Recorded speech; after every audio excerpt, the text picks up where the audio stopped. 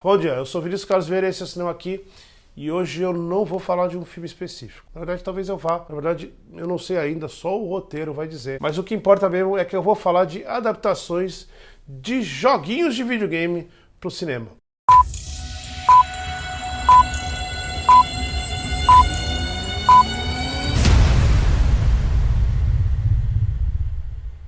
Mas antes que você comece a me xingar, eu tenho um monte de recados. O primeiro deles é aquele de sempre.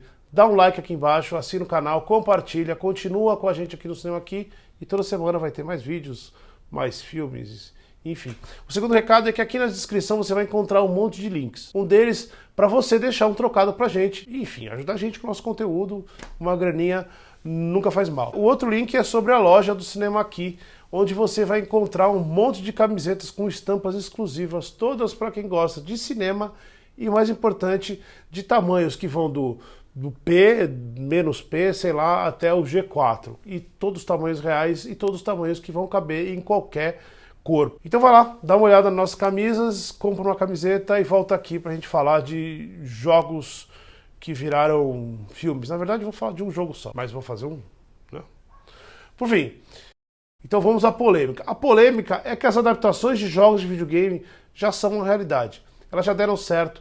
E esse papo de nenhum joguinho consegue virar um filme decente é, na verdade, um clichê meio bobo que é repetido pela galera gamer só para manter essa ideia de que eles são os donos do jogo, eles conhecem os jogos mais todo mundo, pelo amor de Deus, né?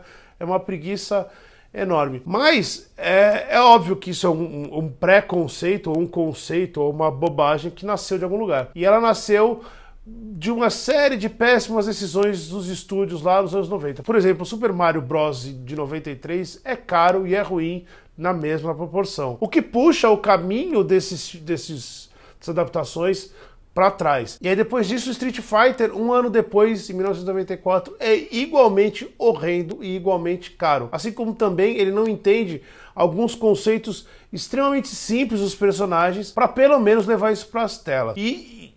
Cara, eu não vou comentar nada sobre o Double Dragon. Já em 95, Mortal Kombat é esforçado, mas é ruim muito mais porque é realmente complicado adaptar um jogo que quase não tem narrativa, a não ser umas pessoas que ficam lá se batendo, vestindo umas roupas excêntricas. É claro que ele tem um lore, é claro que tem uma história por trás, mas é muito menos complexo do que os jogadores sentem enquanto estão jogando. E o segredo aqui, o segredo disso é a diversão. Enquanto você tá com o joystick na mão, e eu não sei mais se ainda chama de joystick ou se chama de controle, mas enfim, enquanto você tá com o controle na mão, enquanto você tá imerso naquele lugar, naquele jogo, é a sua diversão que vale e ela te permite passar por cima de certas narrativas menos inspiradas, enquanto você se preocupa com um monte de quebra-cabeça, com golpe, com tiro. Portanto, lá em 2002, quando lançaram o primeiro Resident Evil, por mais que parecesse uma boa ideia adaptar fielmente a história do primeiro jogo para o filme, e isso seria uma ideia logo de cara, porque pouca gente percebe que nos games essa história já era meio um fiapo. O jogador nem percebe isso porque, óbvio, ele está entretido com os sustos,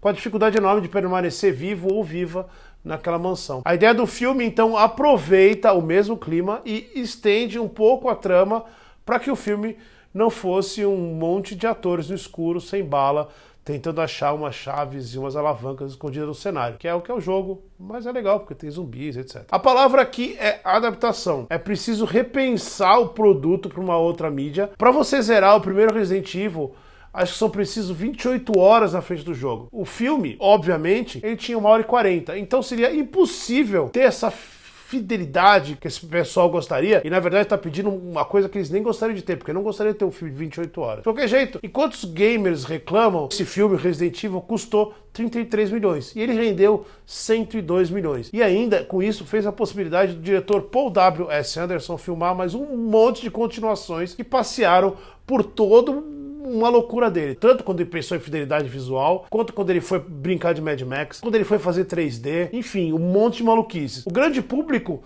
tava adorando os zumbis e toda essa doideira, enquanto os jogadores, os gamers, ficaram por aí reclamando. Ponto para Hollywood. Em 2005 ainda foi às telas o fracasso comercial Doom, que na verdade tinha a sua fidelidade e apelava até para a ideia do tiro em primeira pessoa, com a arma na frente, assim, com a câmera atrás. E lógico, tinha demônio vindo de lugar nenhum, tinha um Karl Urban tomado de droga e o The Rock, né? E o The Rock sendo The Rock. Mas, lógico, o The Rock sendo The Rock com demônios. Na verdade, por mais que fosse parecido com o jogo e tivesse aquela sensação visual, ninguém gostou e o filme ficou ali jogado. Essa impressão de fidelidade, porém, criou esse fracasso. Então, o segredo parece mesmo tentar estar no meio disso, estar no meio termo. Isso não deveria ser uma novidade para ninguém, mas ainda assim, às vezes, a gente tem que repetir o óbvio. E uma das outras coisas óbvias depois disso é que os filmes de game já deram certo, mas o fandom deles é que é chato demais. E por que eu pensei nisso e enrolei tanto até chegar aqui? Porque eu resolvi ver Uncharted, tanto pelo compromisso com o conteúdo, quanto pela curiosidade de por que um joguinho tão legal, tão simpático, com tanta gente que gosta, mesmo assim tinha um monte de gente falando mal do filme. E a maior surpresa, uma grata surpresa, é que o filme tá lá, com tudo no lugar, funcionando perfeitamente bem dentro daquilo que ele se propõe e ainda levando para a tela grande parte das ideias e conceitos e sentimentos da série de joguinhos. É lógico que o filme é uma aventura despretensiosa, mas assim, spoiler para você que nunca jogou o jogo, os jogos também são exatamente isso, aventuras despretensiosas, mas ninguém reclama deles serem rasos e forçados. Aí, aquele negócio que eu falei da imersão. O filme é dirigido pelo mesmo Ruben Fleischer do Zumbilândia e do primeiro Venom. Consequentemente, um cara que sabe lidar com um visual legal e sabe lidar com boas cenas de ação. E óbvio, tem sempre um tom de humor que ele consegue encaixar bem naquilo que o filme quer ser. E o que o filme quer ser é simplesmente divertido. Ele não é como um Indiana Jones ou como um Tomb Raider. A aposta é muito mais na personalidade dos personagens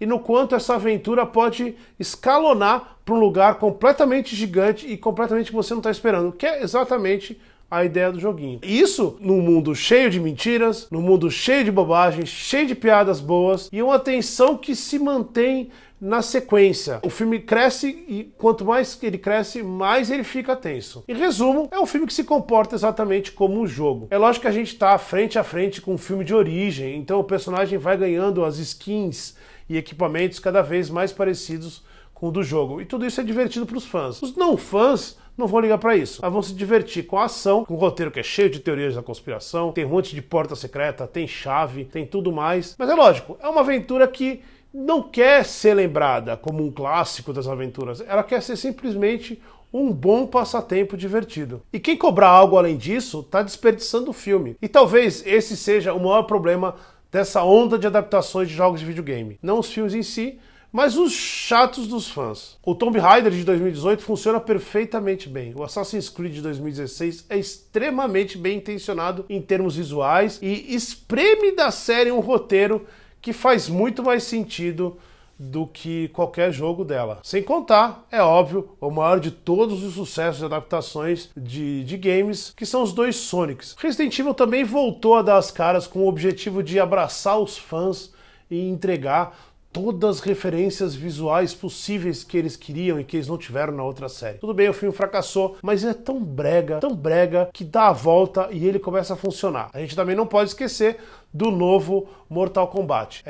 Esse não presta pra nada mesmo e até o outro é melhor.